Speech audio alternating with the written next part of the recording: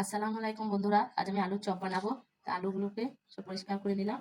আর এখন গরম আছে তো একটু মেশারি করে ম্যাশ করে এখন ছেড়ে দেবো ঠান্ডা করার জন্য। ঠান্ডা হয়ে গেলে তখন এটা মশলা মাখিয়ে আলুর চপ বানাবো। এখন শুধু ম্যাশ করে রেখে দিচ্ছি। প্রচুর গরম আছে। এখন বন্ধুরা ম্যাশ করে নিলাম, এখন এমনি ছেড়ে দেবো, তারপরে পরে আবার ঘুরে আসছি। আমি কড়াই নিয়ে নিয়েছি, তার মধ্যে কিছুটা তেল দিয়ে দিচ্ছি। এখানে কিছুটা বাদাম ভেজে নিলাম, তুলে নেবো। তেল আছে, এর মধ্যেই আমি আদা হলুদ পেস্টটা দিয়ে দেবো। আদা রসুনের পেস্টটা ছিটবে, আদা রসুনের পেস্ট,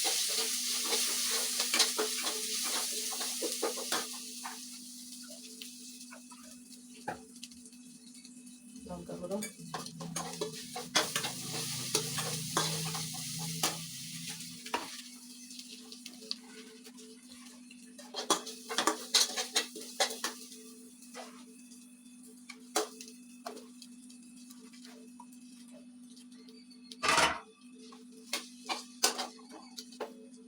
নুন,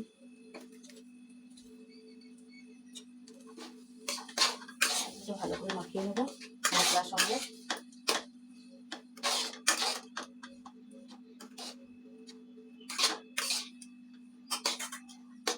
আর যে বাদামটা আমি ভেজে রেখেছিলাম, বাদামটা দিয়ে দিচ্ছি।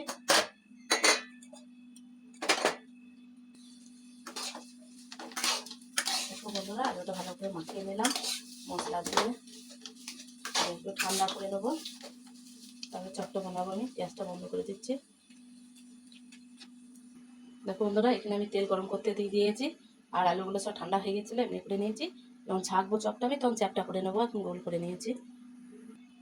আর এখানে আমি সব রকম মশলা নুন টুন দিয়ে বেসনটাকে ফেটে নিচ্ছি।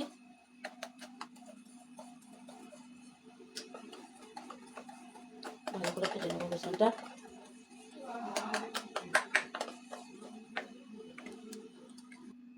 দেখো বন্ধুরা, তেলটা গরম হয়ে গেছে, চপগুলো সব একে একে ছেড়ে দিচ্ছি।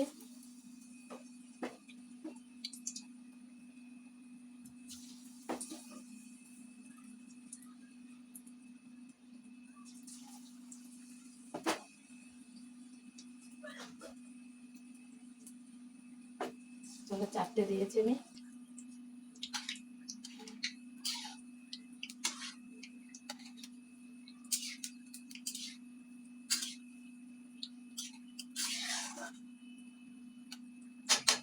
উলট পালট করে দিলাম, আর একটু হোক।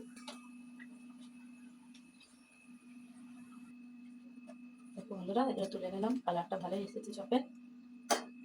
তেলটা একটু স্লো করে এরপর আবার দিয়ে দেবো। দিয়ে দিচ্ছি।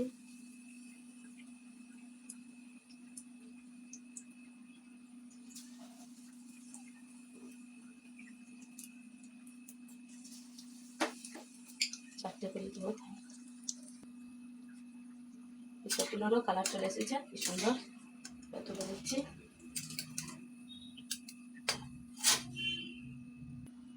দেখো বন্ধুরা, এমনি করে আমি সব চপগুলোকেই বানিয়ে নিলাম। কি সুন্দর হয়েছে, ফোলা ফোলা।